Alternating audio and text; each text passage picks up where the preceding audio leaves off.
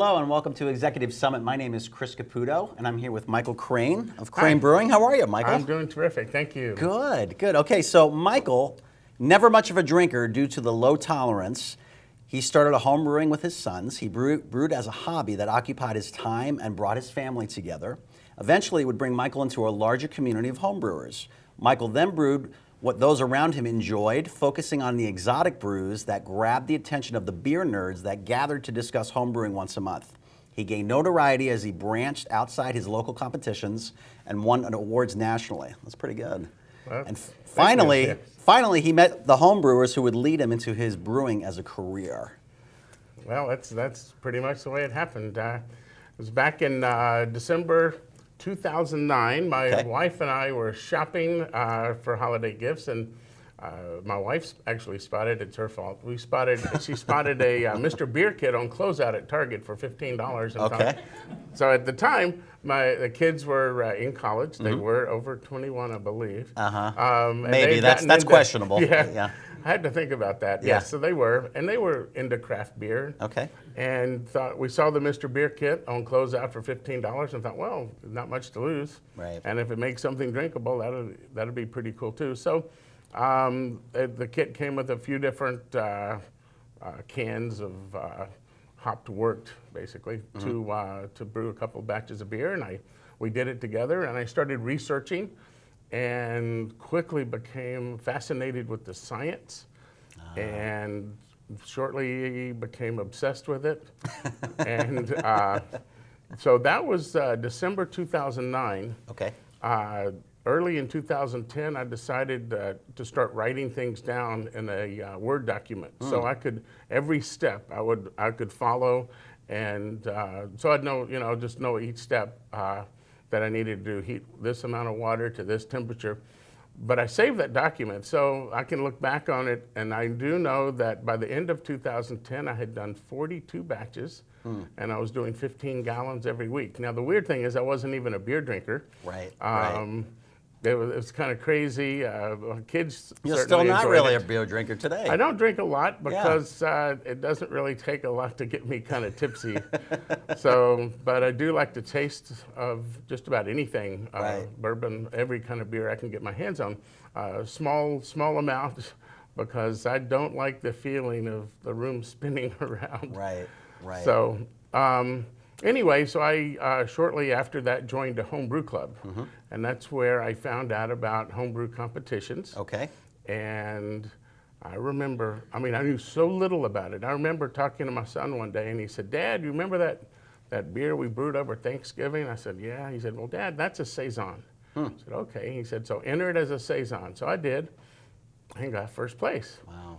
And that was pretty cool because I got to stand up and people clapped. And I had been in manufacturing for 22 years before that, and everything that I manufactured was through a distributor. The distributor got all the credit. The distributor got their name on the product. Right. And so to get recognition for some significant work, well, I appreciated it. And so then I started entering more competitions. Okay. And then more, and then brewing more. And eventually was making 25 or 30 gallons every week. And then I would started harvesting wild yeast, and I would have 20 or so different beers fermenting in my basement at a time, harvesting wild yeast from all kinds of sources, making funky beers. And okay, let me stop you for a minute. You're getting in the weeds here. This is such a particular science you're laying. That's fascinating. Right. Okay, so I was researching some of your background. Right. And it's very interesting. You don't drink beer. You were in manufacturing for 22 years, and you started this amazing operation that you have now. That's 2 years old today, right? Today is the 2-year birthday. This week. This week is your 2-year anniversary. Sure. Okay. So why? I think I have some insight on this. But why did you choose this? What made you? That's a huge change. I mean, you had a whole career of 20 plus years, and then you jumped into this. Like, that's big. Well, and there's people watching this interview right now that are going to be like, gosh, maybe I'm thinking about doing the same thing. So tell us about the moment of decision for you. There lots of small things that came together. Okay. One, I think it was about the summer of 2013. I had been winning a lot of competitions, and the Kansas City Star did a feature story on this home brewer that doesn't drink, which is kind of a curious topic to put in Star Magazine. And a gentleman, Chris Myers, had been in the process of planning to start a brewery, and he reached out to me. And at the time, I wasn't really interested in being involved in starting a brewery, but within a few weeks of that, I got a message from our largest customer that we were doing store fixtures for, and found out that they were going to take everything and have it made in China. And I knew instead of an increased amount of business, substantial increase in business that we had talked about in meetings earlier in the year, it would have wiped the business out. Interesting. So at the time, I started investigating starting a brewery. Other opportunities, and then had been home brewing recently with a gentleman that I had met from Kansas City Beer Meister's Home Brew Club. Okay. And from day one, he was always saying, hey, we should start a brewery. And I would always say, I'm too old. He said, don't worry, I'll do all the work. Well, that gentleman, Randy Strange, is our head brewer today. Okay. So anyway, so when Chris reached out a second time, I had already gotten the message that our biggest customer was going to be knocking everything off and made in China. And I was investigating starting a brewery, so Chris said, well, why don't I just join you and we'll start it together. And I said, that's a great idea. See, here's what I appreciate about you, and we were getting to know each other in a green room for a few minutes, is that you're a man of courage, because it's like that took a lot of courage for you to do that. But there was opportunities and threats that were coming against your career. You saw the writing was on the wall. And you had really good people who had passions in their own right. You guys became a team and a conglomerate, and you said, hey, let's do this. But you're the one with the passion, and you keep coming back to the competition. It's very interesting. You keep bringing up that. So are you a competitive guy? Or no, I'm generally not. That's so interesting. I'm not that competitive. But I think I became sort of obsessed or addicted to the craft. Finally, well, besides that, to finally getting recognition for something after spending 22 years and not ever being thanked for what I did. Interesting. So now and that's sort of a weird psychological thing. No, but that's powerful. And it took a long time for me to admit that to myself, but a lot of it had to do, I think, emotionally, with working really hard for so many years in corporate, and nobody appreciated it. No matter what we did, it wasn't cheap enough and it wasn't done fast enough.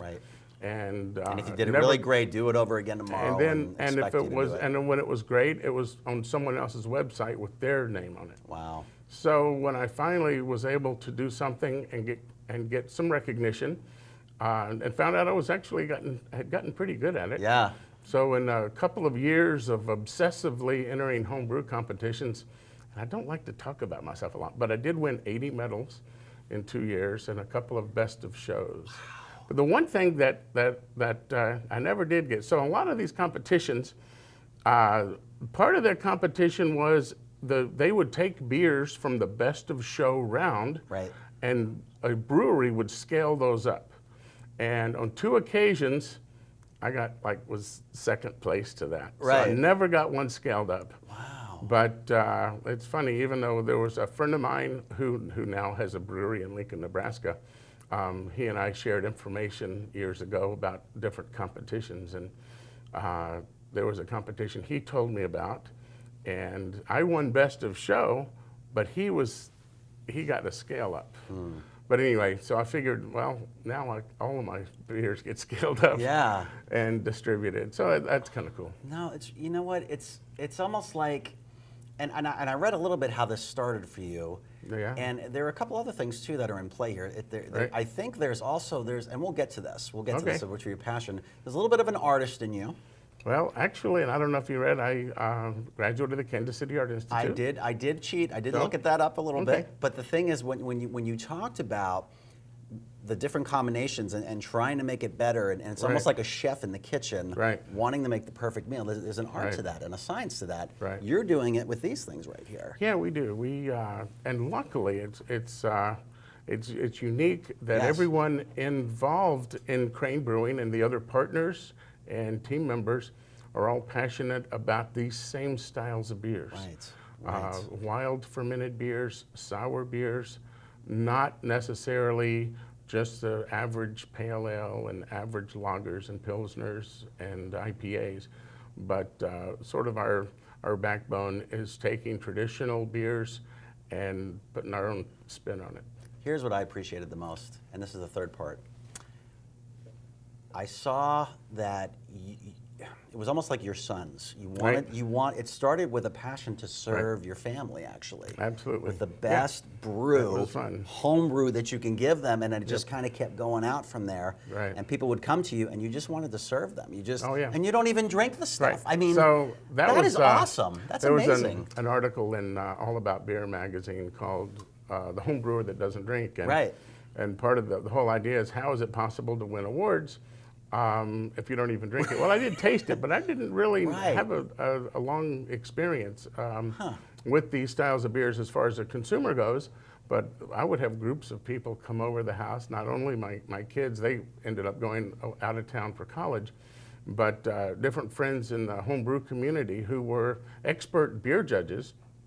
They'd come over and they would bring commercial examples of similar styles, and we'd all taste things together and make recommendations. And then back in those days, Kansas City Beer Meisters, in the meetings, you could bring some beers that could be tasted anonymously and get feedback anonymously, so nobody knew who it was, so nobody's feelings would be hurt. Now, there were some beers that no one would admit. Right. After people started tearing them apart, no one would admit who they were. But so it was common for people to bring 1 or 2 beers. So they didn't have any rules that limited, well, I would bring 8 or 10 different beers. And half the meeting was just tasting my beer. So they had to minimize that a little bit. But well, speaking of taste testing, yes, we have somebody that is going to come and help us out a little bit. All right. Now this particular beer, and I want to talk about this beer. So another. Right here. Hi, how are you? I'm Michael Crane. Hi, Michael and Lynn. Nice to meet you. Hi, nice to meet you. Hi, good to see you. All right, so what do we got? I'm going to talk about this just a second. So back it was New Year's Day 2013. Okay. This is a beer that I had on tap at my house, and I had friends over. And one of the friends that was over was a master BJCP judge, Beer Judge Certification Program. And I poured this beer, and he held it up, and he said, if someone were to drink this in a bar, everyone would want to order it because it looks so cool. Wow. That's the beer. Okay. That I'm gonna well, with that open. kind of tease, let's get this rock and rolling here. What do we got? You ready for this? So we're sampling. What's it called? This is called Beet Weiss. Beet Weiss. It's a German Berliner Weiss, which is a sour beer. It's soured with lactobacillus. Lactobacillus is what's in yogurt. It's what makes yogurt. It's also in probiotics. Lactobacillus. And I could get into some of the science. Word of the day. But about how it is. But you should pour this. Really? Okay. Yes, you should pour that. Oh, it's cold. Yeah. How much? As much as you think you can. Wow. Okay, now so this Let's will be. hold up to the camera. Yeah. So that That's a beer? Let me see that this. That is a beer. Looks like a wine. So it's actually a beer that's made of half Pilsner malt and half wheat malt. It's soured with lactobacillus and then fermented out. Lactobacillus consumes sugars and creates lactic acid, which is a similar tartness to citric acid, so it's real citrusy. Okay. But then we add about a pound of beets per gallon, fresh beets that are peeled and diced, 700 pounds per batch. Wow. Of fresh beets. Now, you're not a beer drinker, right? You're more of a wine drinker, Yes, connoisseur. And we chose you on purpose because you don't really drink beer. So why don't we let's see what we think. It's going to be tart. Mm-hmm. It is. What do you think? I can kind of taste the beet. Yeah. Mm-hmm. It's good. The tart, I'm glad I had a little warning. It's good. It is kind of like a wine almost. Yeah. Especially what do they call that? The finish? Mm-hmm. Finish, It's right? a little bit more like a wine. Yeah, absolutely. Yeah, that's good. Oh, thanks for being Thank a you guinea so pig much here. Oh, thank you. Let's give a round of applause. Thank you. Thank you so So much. yeah, so we, after fermentation and souring, we add 700 pounds of beets to the fermenter, and they sit in there for about another week. It will continue to ferment all the sugars that are in the beets. Okay.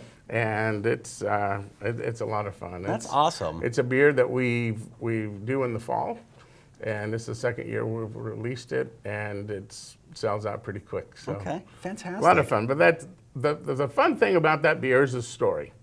And so back, it was about 2012, I was talking to my son one day who's a vegetarian, and he's also a great cook, and I was asking him what he was fixing for dinner.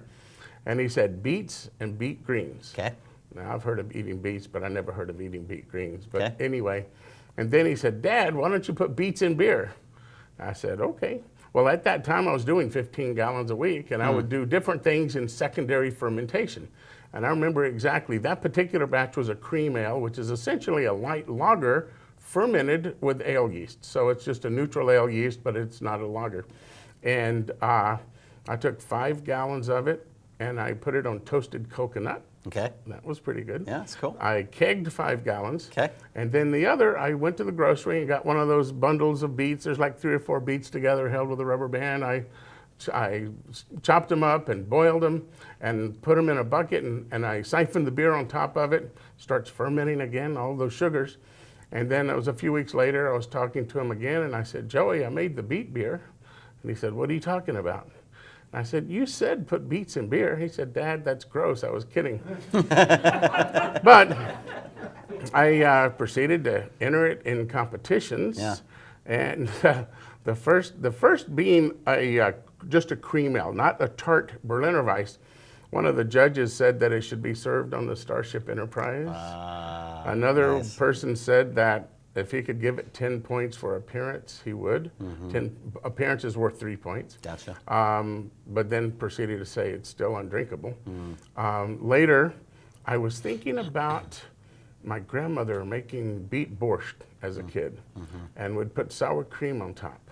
And I thought, well, sour cream, that milk is soured with Sure. lactobacillus. Sure. Why not make a Berliner Weiss and make a beet Berliner Weiss? And I did that. Now, when I entered that in competitions, I won medals every time. Wow. And it was entered in a category called spice served vegetables. At the time, most of those beers were pumpkin beers, and I think judges were tired of those. But I won medals every time I entered it. It was a lot of fun. And so it wouldn't make sense to make 2 different beet beers. So as a group, we decided that since that was the best way to do it, we do our beet Berliner Weiss. It's called Beet Weiss. And we originally had other names for our beers, but decided to stick with generic names because so many names are getting Right. used these days. Right. Anyway, so that's one of the more fun things. Yeah, that's awesome. that Okay, we've so done. I want to transition a little bit because Okay. it took a lot. 22 years in manufacturing. Right, You jumped in full board as an entrepreneur. right. Opened a local brewing company here in Correct. Kansas City. And we got these in production. You're selling these. So I want to talk about kind of you as the man, as the businessman now. Right. So we talked a little about the artist and the scientist Right, and the right. connoisseur. Right. Though you don't drink it that much of everyone Right. else, helping to really be a huge, tremendous, Right. let's use the word blessing to many Right. people with their taste buds. Right. So now, you as the businessman, you're Right. 2 years in the business, so there's Right. been, I'm sure there's been some growing pains, some Oh, yeah, learning of course. curve. Oh, Let's of talk course. about that a little bit. So now you go out of being corporate to Right. now being a business owner. Tell me how Right. that transition has been for Now you. I did own my other. I've never been an employee before, so I've always owned my own Oh, business. were you in manufacturing for Right. 22? I Oh, owned so it. you had your business I back. owned it, yes. Oh, okay, so all right. So that'll Right. reach. All right, so That's let me okay. let me rephrase my question then. That's Okay, okay. so the question I have now is, it was just you doing the business? Did you have a team Correct. of people back then? It was me and a bunch of employees. Okay, so you got the same Right. situation now. So Sure. you've got a couple Right. decades under your belt. Okay, Right. so what's been the differences then and now Well, with where this is going So for you? actually, and to be quite honest and frank, Yeah. when I decided to make this a thing, Yeah. I was pretty much done being the guy that made all those decisions. So early on, by the second meeting, actually the very first meeting that we had as a group that we came together, very first meeting that we had, I said we need to get a CPA to help us with the financials on a business plan. So Power of the team. Absolutely, Yes. and I contacted my CPA who I had been using for years, Jason Lauk, and I remember the phone conversation exactly. But I called him the next day, and he quickly was on board. And from that time on, he really took a hold of the meetings, and also between he and some other partners, really, they actually run the business end. Yes. And that has allowed me to go out and present the brewery, share the passion and the love that I have for craft brewing, both the craft beer community and our own brewery. And honestly, it's Jason, our CEO, who has been very instrumental. How much of a difference has that been from the other business model that you had before? Completely different. What's different? What's different now? What would you have done it sooner back then if you know then what you know now, as far as or was the opportunity that you didn't have the opportunity back when you weren't ready? Right. It wasn't time for you to step into that kind of partnership. And the business that I've had in the past was never as big a business that required so many different hats. I see. So I did designing and engineering and purchasing. Okay. And but now actually Jason and Chris, the other partner in the brewery, and a third, Aaron Bryant, is the operations manager, and they really run the business. Yes. I am out and about visiting accounts, spreading sort of the love and the passion of what we're doing. I'm the face of the brewery, and people seem to appreciate that. So as far as the business end of it goes, I step back. Once in a while, I poke my nose in and write a lengthy email to try to keep everybody on track. Okay. If there's things, it's sort of like a marriage with like 5 partners. Wow. So Wow. it's there are a lot of different things. The beer business is very complex. There's the federal laws from the TTB, and every state that we have to be licensed in every state. We're currently in 5 states. Missouri, Kansas, Oklahoma, Nebraska, and now Iowa. Just recently launched into Western Kansas with a different distributor in Wichita. Okay. And we'll probably go into Topeka. So Jason handles all of those contracts. Another partner manages our tap room, Chris Myers. And then the other partner, Aaron Bryant, manages production and everything it takes to get materials in and supplies for making beer and getting beers out the door. And I'm myself and a salesman go out around town and visit accounts, talk to people, do events. Okay, let me see if I can. All right, now I'm starting. There's secrets here. I want to try and pull some keys out of you a little bit, because you're a leader. There's leadership skills that you have that you are able to lead the vision and team building. There's definitely a sense, you almost have that father kind of way about you, where you're Papa Bear and they respect you and you work hard. And so tell us a little about the culture of the company.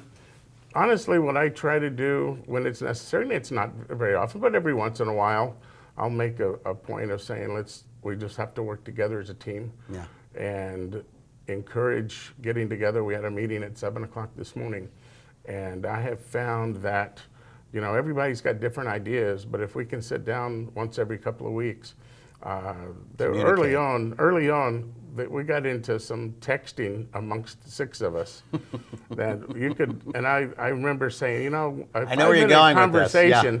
A 5-minute conversation in person can take care of about 3 hours of texting back and forth. Right. So we get together regularly and just do strategic planning, talk about the beers coming out, try to keep everyone on the same page. But most of the time, I'm able to step away from that and not be readily involved. How long did it take for you to trust your team? Because of course, 2 years now. How long? At what point was it? It goes back and forth all the time. Okay. There's times that I lose my mind over small issues and different things, and by getting together, talking things always come out better than any of us could have ever done on our own. So you're a man of communication. So try to. Very important. Try to. That's good. That's so good. Okay, so let me ask it this way. What's been the biggest challenge in 2 years? Now that you're at the 2-year anniversary, you even told me, this is your words, you said you're heading into the terrible 2s. No, it's great. Okay, it's great. The great 2s. Right. So what's next for the next 3 years as you go into 5 years? Managing growth. and just keeping everybody on the same track.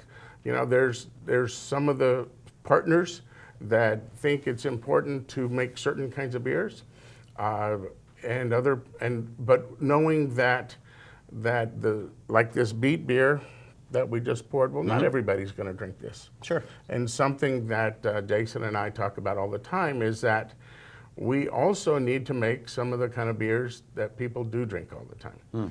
And trying to convince some of the younger partners that not everybody is going to drink a beer that's really tart and loaded with, there's a tea vice there that's got berry rooibos tea that has hibiscus, lemongrass, and blackcurrant. Amazing tea, amazing beer.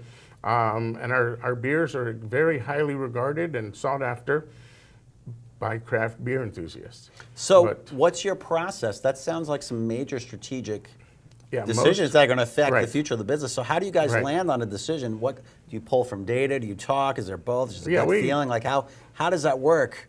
Yeah, with well, your actually, company? just recently, one of the other partners, after somewhat reluctantly agreeing to make a more approachable beer, which happened to sell out like in the first day. A little market and was testing. our biggest. So we do special things in our tap room. So you do a little market And- testing and on a we do small that. scale and see what works. And then, and then I think there was a conversation the other day. We need to make a lot more of this other beer. Nice. So it's a balance, and it's just like any business. There's cash flow issues. Yes.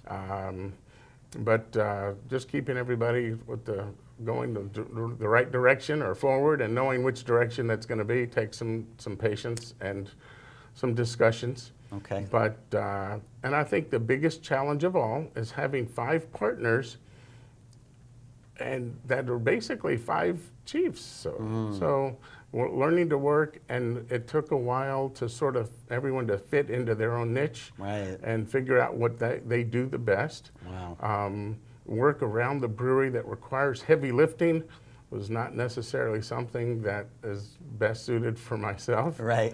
And so just visiting accounts and sort of spreading the passion. But the one thing that everybody is on track with, and that's making the best beer that we can. And not releasing beer that's not perfect. So let me ask you. I'm gonna kind of go a little bit of different direction. Who was Sure. your? We're actually starting to wind down a bit. Who Right. was your most profound and prolific influence in your life, just on a personal level? That's maybe affected how you lead out today. Kind of who was a model for you? And thinking back about my parents. Now, unfortunately, they're both deceased before I even started home brewing. But thinking about how they ran a business and never had a computer, and but they were really, really smart in business. So I think about my parents a lot. So I think about they were very. What kind of business did they have? So my parents were in the retail shoe business. Interesting. And I remember a conversation many years ago. There were some disgustingly ugly shoes that my dad was purchasing at a shoe show in New York. And I said, "Dad, why are you buying those?" And I was just a kid at the time. He said, Yeah. "Because that's what my customers want." So that's also important in discussions that we do. We need to, not only do we need to make the beers that we're passionate about, we have to make beers that the customers want to drink. Right.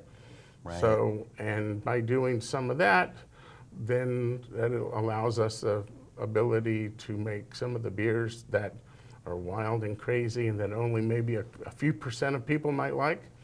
But those few percent are the most vocal. Right. And since we make so many of those kind of beers and we've appealed to those people, our brewery's one of the highest rated in the state. Wow. And our beers are sought after, but by the most vocal part of the craft beer community. We also have to make beers for the average guy that doesn't want to spend 20 minutes talking about the beer. They want to spend 20 minutes drinking a few of them. So, and that's one of the things that Jason and I talk about at least every day. Well, I'll tell you what. There's a big trend now in the marketplace with story marketing. Right. And I can tell you, just by the way you tell a story, just who your personality is. Right.